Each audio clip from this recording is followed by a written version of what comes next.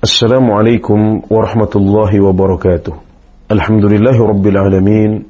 Wassalatu wassalamu ala ashrafil anbiya'i wal mursalin Sayyidina Muhammadin wa ala alihi wa ashabihi ajma'in. Amma ba'd. Anggota grup WhatsApp Dirasah Islamiyah yang semoga senantiasa dirahmati oleh Allah subhanahu wa ta'ala, kita lanjutkan kajian kita dari kitab Matnul Ghayah wat Taqrib karya Abu Syuja' al-Asfahani rahimahullahu ta'ala.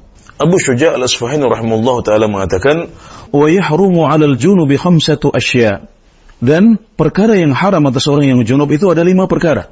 Apa saja? Yang pertama adalah salat. Orang yang junub dilarang untuk salat.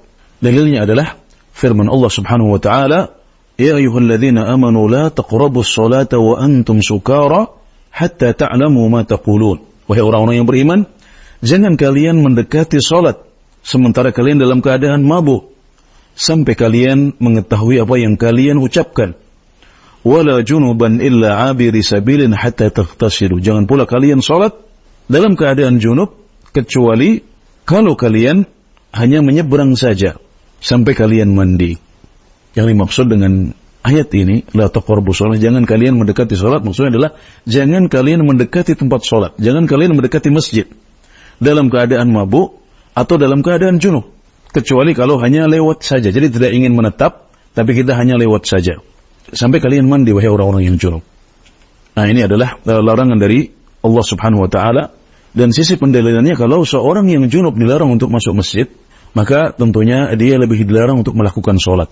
Mendekati masjid saja nggak boleh, apalagi sholat.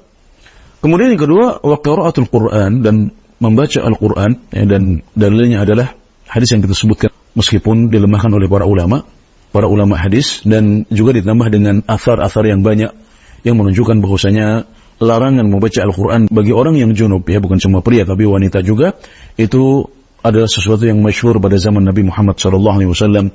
Kemudian yang ketiga adalah memegang mushaf, karena orang yang junub sedang memiliki hadath akbar, hadathnya besar, maka dia membaca Al-Quran gak boleh, apalagi memegang mushaf. Dalilnya seperti yang sudah kita sebutkan di depan sama, wat tawaf, kemudian tawaf juga tidak boleh karena dia sama dengan haid. Orang yang haid hadasnya besar, tidak boleh untuk melakukan tawaf. Wal lubthu bil masjid, kemudian yang kelima adalah menetap di masjid. Ya sekedar lewat boleh, tapi masuk ke masjid untuk menetap maka ini tidak boleh. Ya demikian juga wanita yang haid juga sama, mereka tidak boleh untuk masuk masjid. Mereka boleh lewat saja untuk suatu kebutuhan atau keperluan. Adapun menetap, mereka hukumnya sama dengan orang yang junub.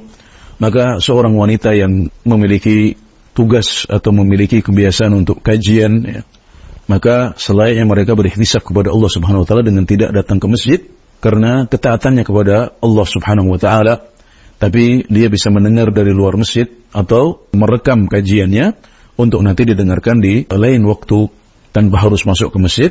Demikian juga orang yang junub, sama, mereka tidak boleh masuk ke masjid mengikuti kajian, tapi mereka bisa mendengarkan dari luar masjid atau merekam kajiannya untuk didengarkan di luar masjid. Kemudian paragraf yang terakhir, wa yahrumu 'alal muhdithi thalathatu asya'. Dan yang haram bagi orang yang berhadas, maksudnya hadas kecil, adalah 3 perkara. Orang yang belum wudu, masih dalam kondisi hadas kecil atau belum tayammum, maka yang haram baginya adalah 3 perkara. Yang pertama adalah salat. Karena Nabi Muhammad SAW bersabda, la yaqbalullahu salata ahadikum idza hadatha hatta yatawadda. Allah tidak akan menerima salat seorang di antara kalian kalau dia berhadas sampai dia berwudu. Kemudian yang kedua adalah tawaf. Tawaf juga, tawaf itu salat. Maka hukumnya sama dengan salat. Kalau salat disyaratkan harus suci, maka dalam tawaf kita juga harus suci. Ini pendapat jumhurul ulama, dan ada sebagian ulama ya lebih sedikit yang berpendapat bahwasanya dalam tawaf tidak disyaratkan untuk suci karena tidak ada dalil yang tegas akan hal itu. Kemudian yang ketiga adalah wa massul mushafi wa hamluhu, yaitu memegang mushaf dan membawanya. Dalilnya sama dengan yang sebelumnya, yaitu sabda Nabi Muhammad SAW, la yamassul qur'ana illa tahir. Jangan sampai ada yang memegang mushaf atau Al-Quran kecuali orang yang suci. Ya, ini adalah beberapa perkara yang diharamkan atas orang yang junub. Juga 3 perkara yang diharamkan atas orang yang belum bersuci, yakni yang masih berhadas kecil. Semoga apa yang disampaikan menambah ilmu kita dan menambah semangat kita untuk semakin beribadah sesuai dengan tuntunan Nabi Muhammad SAW. Demikian, Wallahu ta'ala a'lam, wa akhiru da'wana alhamdulillahi rabbil alamin.